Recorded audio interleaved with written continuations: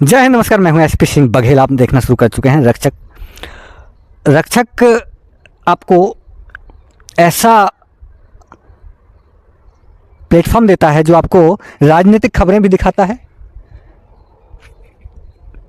जनमानस के लिए जो योजनाएं चल रही हैं उसकी भी जानकारी देता है, और हमारे देश कितना खूबसूरत है, हमारे देश में पर्यटन कितना डेवलप हुआ है, हमारे देश की नदियां क्या कहती हैं, हमारे देश के पर्वत क्या कहते हैं, हमारे देश के ये मिट्टी क्या कहती है, हमारी देश की आप ये देख रहे हैं ये नदियां, ये पर्वत, ये जंगल और ये मिट्टी।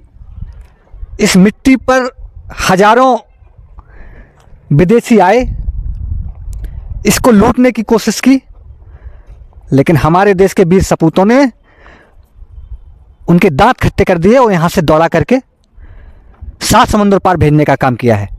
ऐसे ही क्रम में इंजीनियर एसपी सिंह बघेल के साथ रक्षक आपको आज दिखाएगा, बुंदेलखंड की वीर गाथा से अवगत कराएगा, बुंदेलखंड के गौरव से आपको अवगत कराएगा, बुंदेलखंड के यश कीर्ति और बुंदेलखंड की मिट्टी में कितना ताप है, इसका विश्लेषण आपको करने के लिए मजबूर करेगा रक्षक।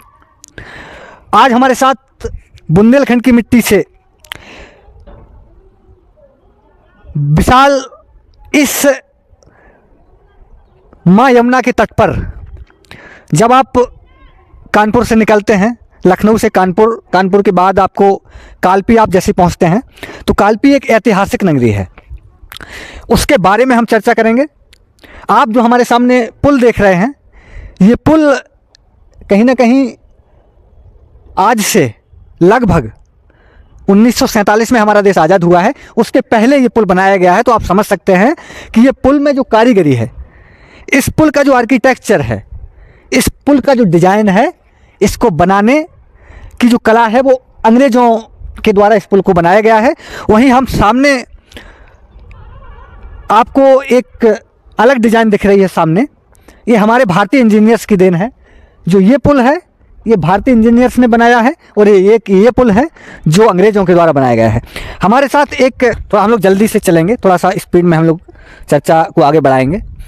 आप ज़रा अपना स्थान ग्रहण कर लें। ये अपनी मिट्टी है, इसके अंदर इतना ताप है, इसके अंदर इतनी ताकत है, इसमें हजारों वीर पुरुष लौट करके रण कौशल सीख करके देश का प्रतिनिधित्व जिन्होंने किया है।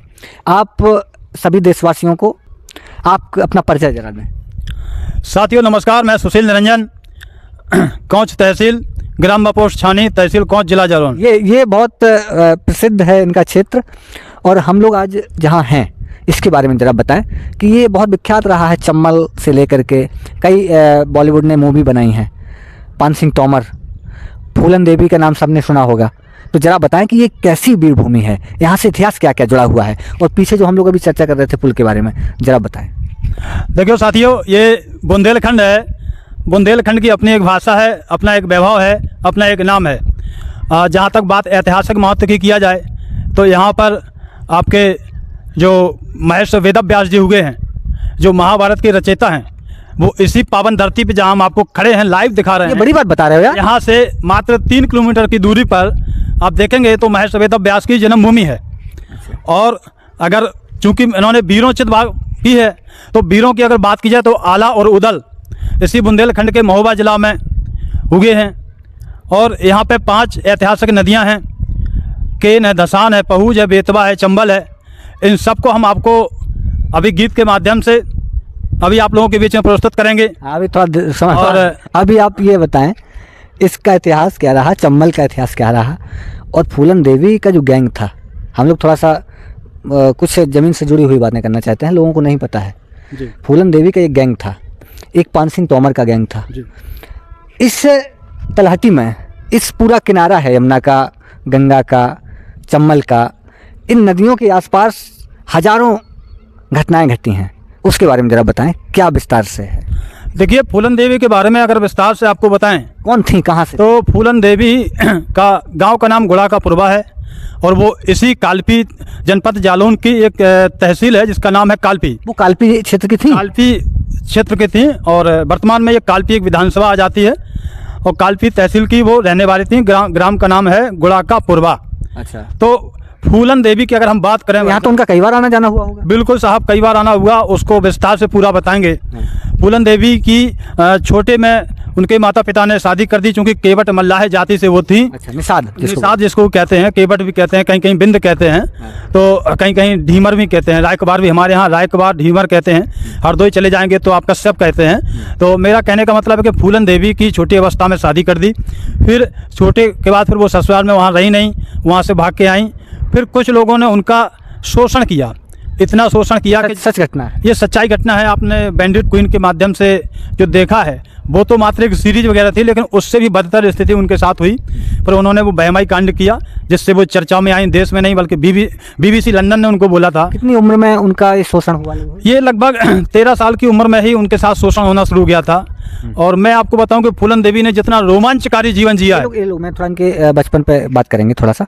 ये लोग करते क्या थे? जैसे नदी हम देख रहे हैं, तो उनका जीवन क्या था? नदी में लोग बताते थे नाव चलाते थे उनके पिताजी, ये सब, और वो भी वहीं साथ में कुछ काम करते थे। तो गांव के कुछ ऐसे लोगों के द्वारा शोषण किया गया। देखिए क्या होता है, पहले वर्ण व्यवस्थाएं थी, तो वर्ण व्यवस्था के अभी भी है वर्ण व्यवस्था। अब तो ये है कि आप स्वतंत्र, आप कुछ भी कर सकते हो। पहले ये निश्चित ही था कि जिसका जो कार्य है वो करता ही था। तो पहले वो निषाद केवट मल्लाह हैं, तो वो हमेशा नाव का काम करते थे। जैसे यहाँ पे मान लो सिंगाड़ा की खेती करना या नदी के किनारे जो भी काम होते थे उससे रिलेटेड वो करते थे, तो वो भी साथ में आती जाती थी।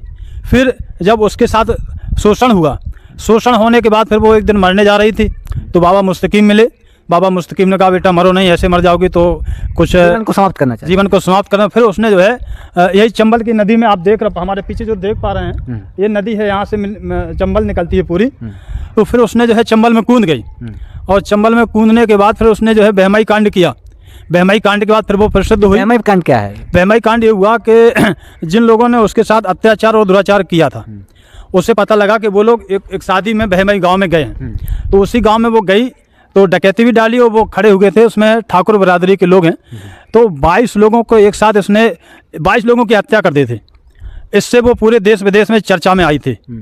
और इसके बाद फिर जो है उसने अर्जुन सिंह की सरकार में आत्मसमर्पण किया था। अर्जुन सिंह की सरकार? अर्जुन सिंह मध्य प्रदेश के मुख्यमंत्री थे। अच्छा, तो चंबल में ये लोग उधर, ये चंबल मतलब यहाँ से कालपी से लेकर के जंगल तो पूरा शुरू हो जाता है। तो क्या इन लोगों का जो जीवन का एक क्षेत्र था जीवन यापन करने का, तो ये लोग पानी भरने, कुछ भी अपना डेली दैनिक जीवन की जो चीज़ें हैं उनको करने का क्या यही साधन था क्या इनको? चंबल के किनारे, नदी के किनारे, इसी जंगल में? देखिए पहले क्या था, पहले मैंने बताया था वर्ण व्यवस्था के हिसाब से लोग कार्य करते थे, तो उनका ये मुख्य कार्य था। तो इसी काम को करते करते फिर वो जब जंगल में कूद गई, तो जंगल में कूदने के बाद और फिर जो है एक मैं बात आपको वो बताना चाहता हूँ साथियों, मेरे बात जो आप लोग सुन रहे हैं, कि पूरे विश्व में, भारत में नहीं बल्कि पूरे विश्व में जितना रोमांचकारी जीवन फूलन देवी ने जिया, क्या बात है, वो आज तक भूतो न भविष्यति।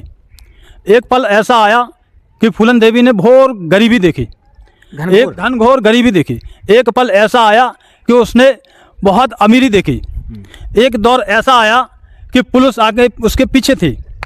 एक दौर उसके जीवन में ऐसा आया कि पुलिस उसके पीछे थी। जब वो 1996 में माननीय मुलायम सिंह जी ने उसको अपनी पार्टी से सांसद बनाया, मिर्ज़ापुर से वो सांसद बनी, तो ऐसा समय आया, एक समय ऐसा आया कि लोग उसकी गोलियों से डरते थे।